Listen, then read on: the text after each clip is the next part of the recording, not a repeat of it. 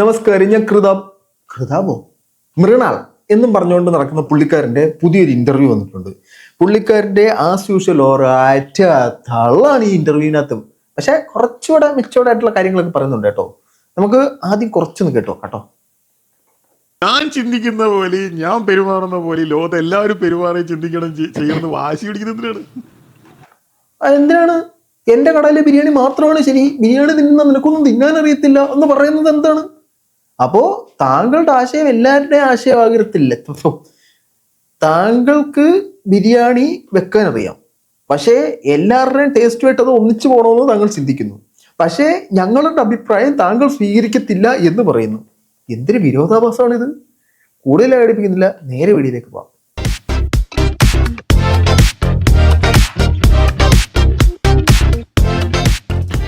എല്ലാ പ്രിയ സുഹൃത്തുക്കൾക്കും പുതിയ വീഡിയോയിലേക്ക് സ്വാഗതം. നമ്മളെ ആദ്യമായിട്ട് കാണുന്നവരും സബ്സ്ക്രൈബ് ചെയ്യാതെ കാണുന്നവരും ഒന്ന് സബ്സ്ക്രൈബ് ബട്ടനെ ഒന്ന് ക്ലിക്ക് ചെയ്തേക്കുക. ഇടയ്ക്കിടയ്ക്ക് നമ്മുടെ വീഡിയോസ് ഒന്ന് കണ്ടു നോക്കുക. അപ്പോൾ നമുക്ക് നേരെ വീഡിയോയിലേക്ക് കിടക്കാം. വീഡിയോ എന്ന് പറഞ്ഞു കഴിഞ്ഞാൽ നമ്മുടെ മൃണാൾ അണ്ണൻ ജാങ്കോ സ്പേസിന് ഒരു ഇന്റർവ്യൂ അങ്ങോട്ട് കൊടുത്തത്. മറ്റേ നമ്മുടെ പുള്ളിക്കാരൻ നന്നായിട്ട് ചോദ്യം ചെയ്യുന്ന ഒരു ഇന്റർവ്യൂർ ഉണ്ടല്ലോ, എന്തോ കെ ജനാർദ്ദനൻ, പുള്ളിയുടെ പേര് ഞാൻ പറഞ്ഞു.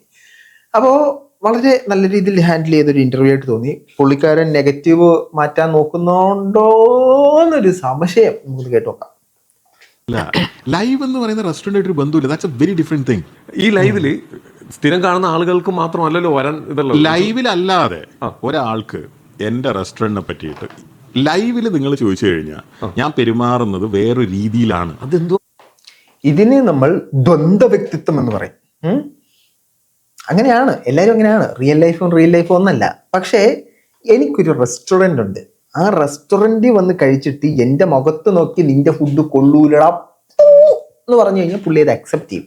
പക്ഷെ ലൈവിൽ വന്നിട്ട് നിന്റെ ബിരിയാണി കൊള്ളൂല എന്ന് പറഞ്ഞാൽ, എടാ നീ ബിരിയാണി തിന്നിട്ടില്ല, അല്ലെ നീ അവിടെ നിന്ന് കഴിച്ചിട്ടില്ല, അല്ലെ ഫുഡ് വേസ്റ്റ് ആക്കിയിട്ട് കഴിച്ച്, അങ്ങനത്തെ തഗ് മറുപടികൾ, ഒരുമാതിരി നിഖില വിമൽ മറുപടികൾ കൊടുക്കാനാണ് പുള്ളി ശ്രമിക്കുന്നതെന്നാണ് പറഞ്ഞത്.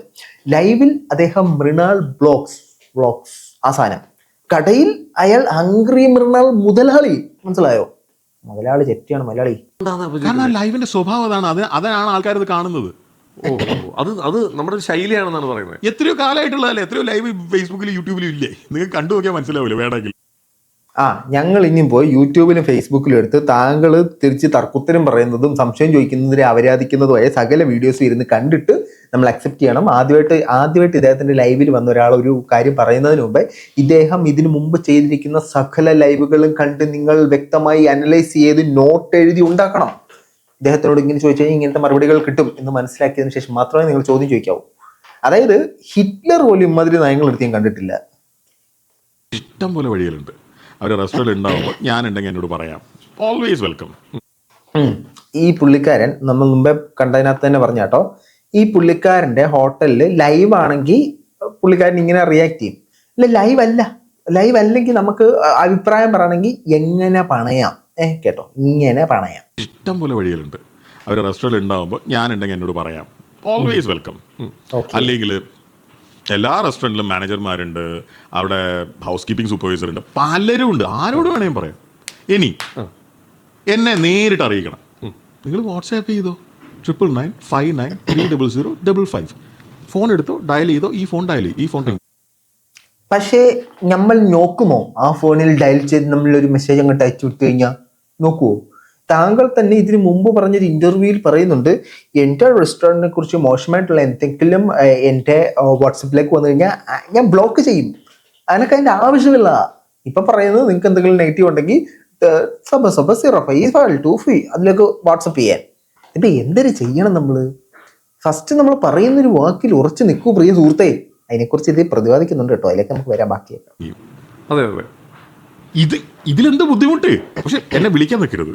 കാരണം എന്താ വെച്ച് കഴിഞ്ഞാൽ ഇപ്പം എന്നെ വിളിച്ചു കഴിഞ്ഞാൽ എൻ്റെ വായിരിക്കുന്ന വിളി നീ കേൾക്കും. അപ്പം എന്നെ വിളിക്കരുത്, വാട്സപ്പിൽ അയക്കുക. അപ്പം ഞാൻ കുറേ അപരാധം തിരിച്ചു പറയും. എനിക്കറിയില്ല കേട്ടോ, ഞാൻ അയച്ചിട്ടൊന്നുമില്ല. നീ അയച്ചിട്ടാണോടാ പട്ടി നീ ചോദിക്കുന്നതെന്ന് ചോദിച്ചാൽ ഞാൻ അയച്ചിട്ടില്ല, എനിക്കറിയാൻ പാടില്ല. ചിലപ്പോൾ മാന്യമായിട്ട് പെരുമാറുമായിരിക്കും. പക്ഷെ പുള്ളിക്കാരൻ്റെ ഇത്രയും നാളത്തെ സോഷ്യൽ മീഡിയയിലുള്ള ഒരു കൊന്തളിപ്പ് കണ്ടിട്ട് പുള്ളിക്കാരൻ മാന്യമായിട്ട് പെരുമാറാനുള്ള സാധ്യത വളരെ കുറവാണ്. ചേട്ടാ ബിരിയാണി അത്ര പോരായിരുന്നു കേട്ടോ. അത് മസാലയ്ക്കൊന്നും ഒരു എരിവ് വന്നില്ല. എടാ ഇതാടാ ശരിക്കുള്ള ബിരിയാണി. ബിരിയാണി എന്ന് പറയുമ്പോൾ എരിവുള്ളതല്ല. ഇത് ഫ്രാൻസിൽ നിന്നും അന്ത്രോയ് സായിപ്പ് തലേ പൊക്കി വെച്ച് ഒരു ഓലമടൽ വെച്ച് കെട്ടിയിട്ട് വാഴയിലേക്കകത്ത് കൊണ്ടുവന്ന സാധനമാണ് ബിരിയാണി. ബിരിയാണി ടേസ്റ്റ് ഇതാണ് എന്ന് പറഞ്ഞു കഴിഞ്ഞാൽ നമുക്കൊന്നും ചെയ്യാൻ പറ്റത്തില്ല. ഈ പുള്ളിക്കാരൻ മൈൻഡിൽ കുറേ സാധനം ഫിക്സ് ചെയ്തിട്ടുണ്ട്. ആ സാധനം മാത്രമേ പുള്ളിക്കാരൻ ഇംപ്ലിമെന്റ് ചെയ്യത്തുള്ളൂ. അതിനകത്ത് നോ സംശയം. അവരുടെ റെസ്റ്റോറൻറ്റ് പുഴുവിനെ കണ്ടതുമായിട്ട് ബന്ധപ്പെട്ട് പുള്ളിക്കാരൻ പ്രതികരിച്ചില്ല. പക്ഷെ അത് ഒറിജിനൽ എന്ന് എനിക്ക് തോന്നുന്നില്ല കേട്ടോ. കാരണം കിഴിപൊറോട്ടയ്ക്കകത്താണ് പുഴുവിനെ കണ്ടത്. ഈ കിഴിപൊറോട്ട ഇല വാട്ടുമ്പോൾ ഒക്കെ കരിഞ്ഞു പോകണ്ടേ, കത്തിപ്പോണ്ടേ. അപ്പോൾ അത് വേറെ എന്തെങ്കിലും ടെക്നിക്കൽ മിസ്റ്റേക്ക് ആയിരിക്കും. ഇയാളുടെ ഹോട്ടലിൽ പോയി കഴിച്ച എല്ലാവരും ഫുഡ് മോശമാണ് എന്നൊരു അഭിപ്രായം നമ്മൾ ഇതുവരെ കേൾക്കാൻ സാധിച്ചിട്ടില്ല. ഈച്ചയുണ്ട്, പല്ലിയുണ്ട്, പാറ്റുണ്ടെന്നൊക്കെ കേട്ടിട്ടുള്ളൂ. വാക്കുകൾ പലപ്പോഴായി മാറ്റി പറയുന്ന ഒരാളാണ് താങ്കൾ എന്നാണ് ഭയങ്കരമായിട്ടൊരു വിമർശനം. വാക്കാണ് നമ്മുടെ ഒരു ഷവർമ്മ കേസ്. ഏത് വാക്ക് അതിന്റെ പൊന്നാശാനെ നിങ്ങൾ മാറ്റി പറയട്ടെ. 50 രൂപയ്ക്ക് ഷവർമ്മ കിട്ടുമ്പോൾ നമ്മൾ എന്തിനു 100 രൂപയുടെ 150 രൂപയുടെ ഷവർമ്മ വാങ്ങി തിന്നുന്നു? 50 രൂപ എന്ന് പറഞ്ഞു. അത് കഴിഞ്ഞ് ലൈവിൽ വന്നിരുന്നിട്ട് ഒരു ചിക്കനിൽ നിന്നും ഇത്ര രൂപയുടെ ഭാഗങ്ങൾ മാത്രമേ കിട്ടുള്ളൂ നമുക്ക് ഷവർമ്മ എടുക്കാനായിട്ട്. 50 രൂപയ്ക്ക് ഷവർമ്മ തരുമ്പോൾ അത് കഴിക്കാതിരിക്കാനുള്ള വകതിരിവ് വേണമെന്നല്ലേ പറഞ്ഞത്? വകതിരിവ്, നോട്ട് ദ പോയിന്റ് മിസ്റ്റർ. വകതിരിവ് ഒക്കെ പറഞ്ഞ ഒരു ഷവർമ്മ കേസ് താങ്കൾക്ക് മനസ്സിലായിട്ടുണ്ടാവും. ഒരു 50 രൂപയുടെ ഷവർമ്മ എവിടുന്ന് മേടിച്ചിട്ട് ആ ഷവർമ്മയ്ക്ക് 50 രൂപ എന്ന് ഉറപ്പുണ്ടോ? താങ്കളല്ലേ പറഞ്ഞത് വീഡിയോ? അനക്ക് പോലും ഉറപ്പില്ല. എന്നിട്ടാണ് ഇജ്ജ് വന്ന് 50 രൂപ എന്ന് വെച്ച് തള്ളിയത് ഇല്ലയോ? ഈ പുള്ളിക്കാരൻ വീഡിയോ ചെയ്ത് കഴിഞ്ഞാൽ പിന്നെ എന്തരി ചെയ്തു, എന്തരി പറഞ്ഞു ഒരു ഓർമ്മയും ഇല്ല. മനസ്സിലായോ? എന്തരൂ അന്നേരം വായി തോന്നണത് അങ്ങോട്ട് പറയും. നാളെ ചോദിച്ചു കഴിഞ്ഞാൽ മറ്റെന്തെങ്കിലും വായി തോന്നുന്നുണ്ടത് അങ്ങോട്ട് പറയും. എല്ലാത്തിൻ്റെ പുറകെ പുള്ളിക്കാരൻ ഇത്രയുള്ളൊരു ചോദ്യം ചോദിച്ചു കഴിഞ്ഞാൽ ഇത്രയേ ഉള്ളൊരു ഉത്തരം പറയും. എന്നിട്ട് അതിൻ്റെ കൂടെ പറഞ്ഞൊരു ചിരിയും ചിരിക്കും. അതൊക്കെ പുള്ളിയുടെ ആരും കേട്ടോ. പുള്ളിക്ക് ചിരിക്കാം, പുള്ളിയുടെ വാ പുള്ളി ചിരിക്കും. സൗകര്യം ഉണ്ടെങ്കിൽ കണ്ടാ വിടാം, ബാക്കി പറ. ഞാൻ വീഡിയോയിൽ 50 രൂപ എന്ന് പറഞ്ഞു. 50 രൂപ കിട്ടിക്കഴിഞ്ഞാൽ നല്ല 50 രൂപ തന്നെയല്ലേ പറഞ്ഞു? അതായത് എൻ്റെ ഓർമ്മ ശരിയാണെങ്കിൽ ഞാൻ അത് കോവിഡ് കഴിഞ്ഞിട്ട് ഈ പണ്ട് കാലങ്ങളിൽ നമ്മൾ ഈ പട്ടാളത്തിൽ പോയിട്ട് വന്ന കുക്കിനെയൊക്കെ കളിയാക്കുമായിരുന്നു. എന്ത് ചോദിച്ചാലും 1972 ഞാൻ മറ്റേ പാകിസ്ഥാൻ ബോർഡറിലായിരുന്ന സമയത്ത് വെടിയുണ്ടകൾ ചീറി പാഞ്ഞു വന്നപ്പോൾ എന്ന് പറയും.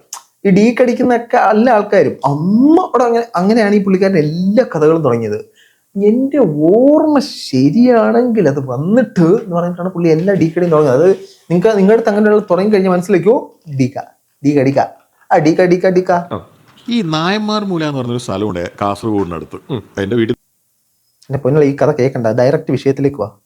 വ്യക്തമായിട്ട് പറഞ്ഞിട്ടുണ്ട് ഒരു ചിക്കനിന് എത്ര ഷവർമ്മ നമുക്ക് കിട്ടും. അപ്പൊ ഈ 50 രൂപയ്ക്കും 60 രൂപയ്ക്കും കിട്ടുന്ന ഷവർമ്മകളൊന്നും കഴിക്കരുതെന്നുള്ള രീതി മറുപടി ഉണ്ടാവും. മറുപടി പുള്ളിക്കാരൻ എന്തായാലും ഉണ്ടാവും. മറുപടി ഇല്ലാതിരിക്കത്തില്ല.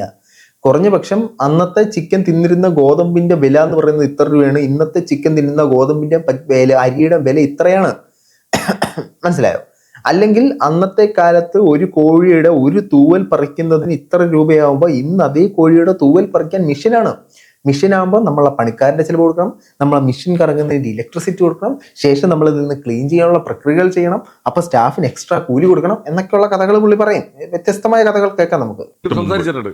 ഈ ചിക്കൻ എന്ന് പറഞ്ഞ സാധനത്തിനൊന്നും ഇന്നുള്ള പോലെ മറ്റേ മീറ്റിന് 250 രൂപ വിലയും പരിപാടിയൊന്നും അന്നില്ല. എൻ്റെ പൊന്നളെ, ഞാൻ പറയുന്നത് നിങ്ങൾ കൊല്ലം ആയത്തിൽ നിന്ന് ചിക്കൻ ഹോൾസെയിലായിട്ട് എടുക്കണം. റീറ്റെയിലായിട്ട് അവർ കൊടുക്കുന്ന 130 രൂപയായിരുന്നു കഴിഞ്ഞ ദിവസം വരെ. അപ്പോൾ ഇവിടെ നല്ല വില കുറയും. 98 രൂപ വരെ ചിക്കന് വിലയാകുന്നുണ്ട്. അപ്പം നിങ്ങൾ ഇങ്ങനെയുള്ള കടകളിൽ നിന്ന് എടുക്കുക. ഈ 200 രൂപയുടെ ലുലു മാളിൽ പോയി മേടിക്കാതെ അയത്തിൽ പോലത്തെ കടകളിൽ നല്ല ബാർഗൈൻ ചെയ്തൊക്കെ വാങ്ങിക്കഴിഞ്ഞാൽ നിങ്ങൾക്ക് വില വീണ്ടും കുറയ്ക്കാൻ സാധിക്കുന്നതാണ്. ബാക്കി പറയാം.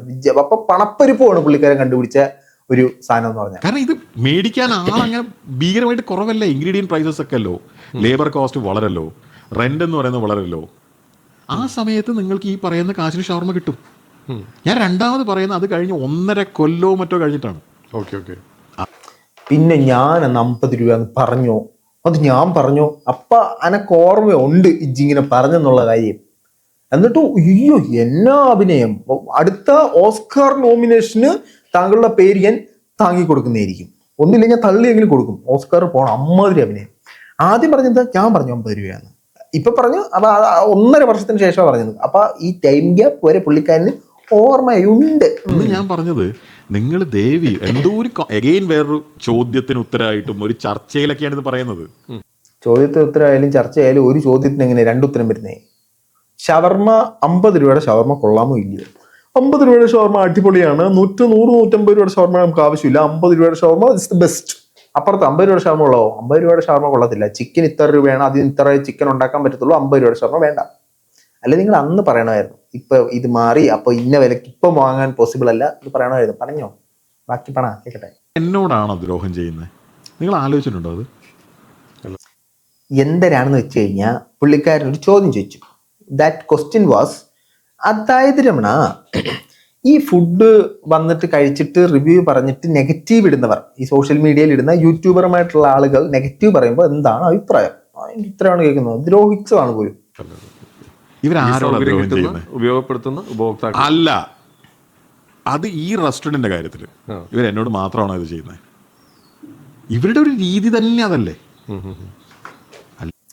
കേരളം കണ്ട ഏറ്റവും വലിയ ഫുഡ് ബ്ലോഗേഴ്സിൽ ഒരാളാണ് ഈ പറയണത്, ഇവരുടെ രീതി തന്നെ ഇതല്ലേ എന്ന്. ഈ നാട്ടില് പെട്ടിക്കട മുതൽ 5 സ്റ്റാർ 7 സ്റ്റാർ ഹോട്ടൽ വരെ പോയി ഫുഡ് കഴിച്ചിട്ട് ഈ ഫുഡിന്റെ ടെക്സ്ചർ ഇങ്ങനെ എടുത്ത് കലക്കും, ടെക്സ്ചർ ശരിയായില്ല, ഉപ്പിന്റെ അതിപ്രസരമാണെന്നൊക്കെ ഇന്ന് കുറ്റം പറഞ്ഞ ആളിപ്പോ പറയാണ് ഇവരുടെ രീതി ഇതാണെന്നുള്ളത്. അതിനുള്ള ന്യായീകരണമുണ്ട് കേട്ടോ. അപ്പോ സിനിമയെ കുറിച്ച് പറയുന്നതായാലും ഒരു സംഭവം അവരുടെ റീച്ചിന് വേണ്ടി മാത്രമാണ് അവരത് ചെയ്യുന്നത്. മൃണാൾ ബ്ലോഗ്സ് കാണുന്നവർ ശ്രദ്ധിക്കുക, അവരുടെ റീച്ചിന് വേണ്ടി മാത്രമാണ് ഇത്തരത്തിലുള്ള കുറ്റങ്ങൾ പറയുന്നത്. ഉള്ളി കിടക്കുന്ന സാധനങ്ങളൊക്കെ പുറത്ത് വരുന്നുണ്ടോ? ഇനി ആ ഉള്ളി എടുത്ത് സവോളയാക്കി വെട്ടി എരിഞ്ഞ് കറി വെച്ചാൽ കൊടുത്താൽ മതി. അപ്പോൾ വേണമെങ്കിൽ എന്നോട് ചോദിക്കാം, നിങ്ങൾ പണ്ട് പല റെസ്റ്റോറൻറ്റിലും പോയിട്ട് പലരെയും ക്രിട്ടിസൈസ് ചെയ്തിട്ടില്ലെന്ന്. ഞാൻ സ്പെസിഫിക് ആയിട്ട് കാരണം പറഞ്ഞിട്ടല്ലാതെ ഒരാളെയും ക്രിട്ടിസൈസ് ചെയ്തിട്ട് എൻ്റെ ഓർമ്മയിലില്ല. ഓർമ്മ കാണില്ല. അതായത് താങ്കളുടെ റെസ്റ്റോറൻറ്റ് ഈച്ച സ്പെസിഫിക് ആയിട്ട് പറഞ്ഞോ, താങ്കളുടെ കടയിൽ നിന്ന് കിഴിപ്പൊറോട്ട മേടിച്ചപ്പോൾ അതിനകത്ത് പുഴു വ്യക്തമായിട്ടുള്ളത് പറഞ്ഞോ, താങ്കളുടെ പപ്പടം തണുത്തിരിക്കുന്നു എന്ന് സീക്രട്ട് ഏജന്റ് പറഞ്ഞു, വ്യക്തമായിട്ട് സ്പെസിഫിക് ആയിട്ട് പറഞ്ഞോ, താങ്കളുടെ സാമ്പാർ തികയുന്നില്ല, ലൈഫ് ഓഫ് അനന്ത് കൃത്യമായിട്ട് പറഞ്ഞോ, താങ്കളുടെ എന്ത് വരുന്ന വേറെ എന്തൊക്കെയോ ഉണ്ടായിരുന്നു, എല്ലാവരും സ്പെസിഫിക് ആണ്. ഹേ, നിങ്ങളത് അക്സെപ്റ്റ് ചെയ്യാനുള്ള മൈൻഡ് കാണിക്കുന്നില്ല എന്നുള്ളതേ ഉള്ളൂ. നിങ്ങൾ ഈ സംസാരിക്കുന്ന വിഷയങ്ങൾ എന്ന് പറഞ്ഞാൽ, അതായത് അതിലെ ഒരു പട്ടി ഇങ്ങനെ പോണത് കണ്ട്, അപ്പൊ നമ്മൾ പറയുന്നു അതിലൊരു പട്ടി പോയി. പട്ടിയോ? അതെങ്ങനെ പട്ടിയാവും? അത് പട്ടിയുടെ കളറുള്ള ഒരു ചുമന്ന പശു അതുവഴി പോയപ്പോൾ നിങ്ങൾക്കത് പട്ടിയായി തോന്നി, അത് ശരിക്കും പശുവായിരുന്നു. ഇങ്ങനത്തെ മറുപടികളാണ് ഇദ്ദേഹം പറഞ്ഞുകൊണ്ടിരിക്കുന്നത്. നിങ്ങളുടെ ഹോട്ടലോ നിങ്ങളുടെ ഭക്ഷണമോ അല്ല ആരുടെയും പ്രശ്നം, നിങ്ങളുടെ ആറ്റിറ്റ്യൂഡാണ് പ്രശ്നം. നിങ്ങൾ ഭയങ്കര അഹങ്കാരപരമായിട്ട് അഭിപ്രായം പറയുന്നവരെ പുച്ഛിക്കുന്ന തരത്തില്, അഭിപ്രായം പറയുന്നവന് തിന്നാൻ അറിയത്തില്ല, പോയി PhD എടുത്തിട്ട് വാടാ ഫുഡ് കഴിക്കാൻ എന്നൊക്കെ പറയുന്ന, ഏതായാലും നെഗറ്റീവ് ഒക്കെ മാറി പോസിറ്റീവ് ആകുന്നുണ്ട്. കടയിൽ ആളില്ലെങ്കിൽ ലാഭമാണെന്നാണ് പുള്ളി അവകാശപ്പെടുന്നത്. എന്നെങ്കിലും ഒരു ദിവസം പോയി കഴിക്കാട്ടോ. അപ്പോൾ നിങ്ങളുടെ അഭിപ്രായം തീർച്ചയായിട്ടും കമന്റുകൾ രേഖപ്പെടുത്താൻ പറ്റും.